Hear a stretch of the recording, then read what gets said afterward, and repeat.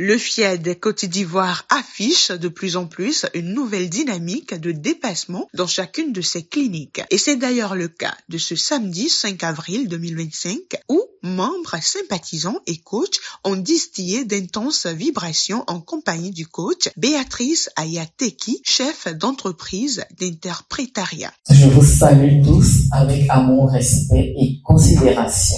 C'est un privilège, un honneur pour moi d'avoir cette chance, cette opportunité de conduire cette clinique de la santé et du bien-être. Ce rassemblement a débuté par l'exécution respective de l'hymne national et du credo FIED faite par les coachs Natacha Diomondé, agent de transit, et Moussa Samba, cadre de banque. Salut aux terres d'espérance, pays de l'hospitalité. Je m'engage à être si fort que rien ne peut perturber ma paix intérieure. Le discours de bienvenue a ensuite été prononcé par le coach Justine Nyoriori, ingénieure des techniques informatiques au ministère des Mines, du Pétrole et de l'Énergie. Bienvenue à la clinique de la santé et du bien-être. Veillons nous installer confortablement pour bien nous imprégner des enseignements qui vont suivre. Merci d'exister et merci de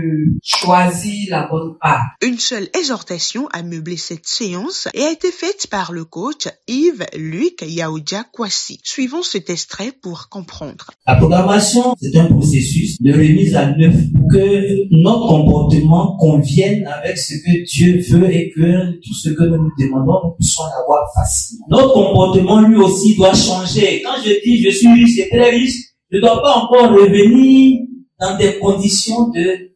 Quand je dis je suis guéri, je suis en bonne santé, je ne dois pas encore avoir des comportements de... Notre attitude doit changer. Et dans l'attitude, il y a des choses qu'il faut qu'on ait obligatoirement. Premièrement, la joie. Être en joie, toujours en joie. Ensuite, la gratitude. Ensuite, le détachement. Ensuite, il y a la pratique du sport.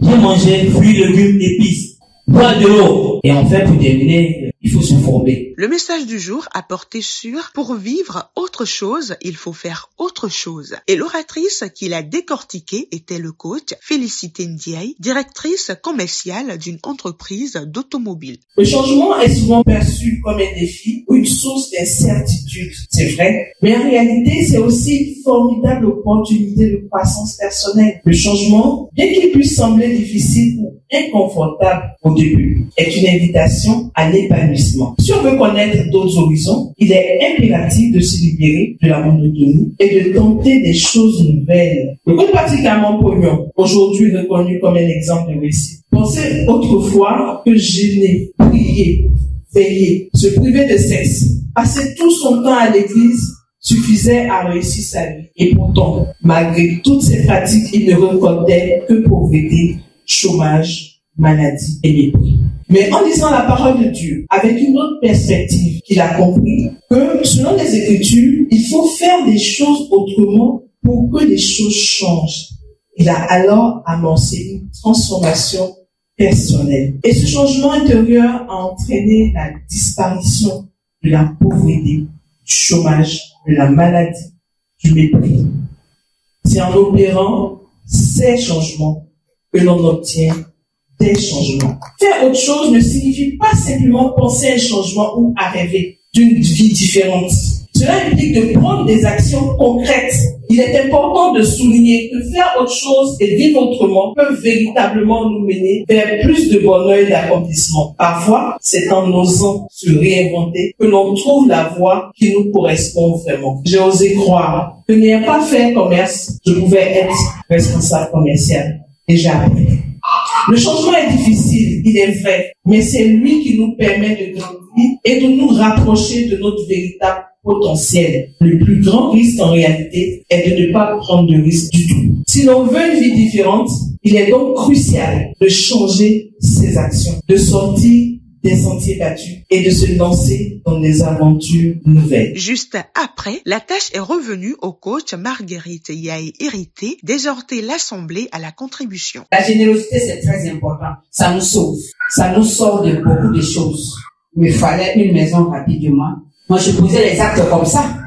Bon, sans, de manière désintéressée. Et voilà une petite que j'avais même oublié qui m'appelle, qui me dit, mais écoute maman, voici une maison. Tu peux y habiter. Je n'ai même pas payé de caution. Vous voyez, la générosité sur le corps. Fort apprécié par l'humanité depuis sa sortie, le logiciel de restauration et de réussite intégrale a été intensément programmé à la fin, et ce, sous la direction du coach Roland Perret, cadre de banque. Je proclame mon héritage divin. Je proclame mon héritage divin. Je proclame mon héritage divin. Cette atmosphère d'enseignement s'est ensuite transformée en un merveilleux moment convivial pour manger et boire comme les ambassadeurs du développement savent le faire. Rien qu'avec le menu du dîner composé de salades de printemps en entrée, du riz curry mouton au fou, du poulet grillé avec attiéké en résistance, du gâteau d'anniversaire en dessert, le tout arrosé par le vin, la bière, des sucreries et de l'eau. Vous pouvez déjà imaginer combien FIAD Côte d'Ivoire a fait la fête ce soir. J'ai été très très heureuse de partager ce temps avec vous.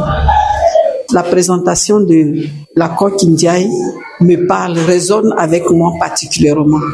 Parce que jusque-là, j'étais sur le plan théorique et tout.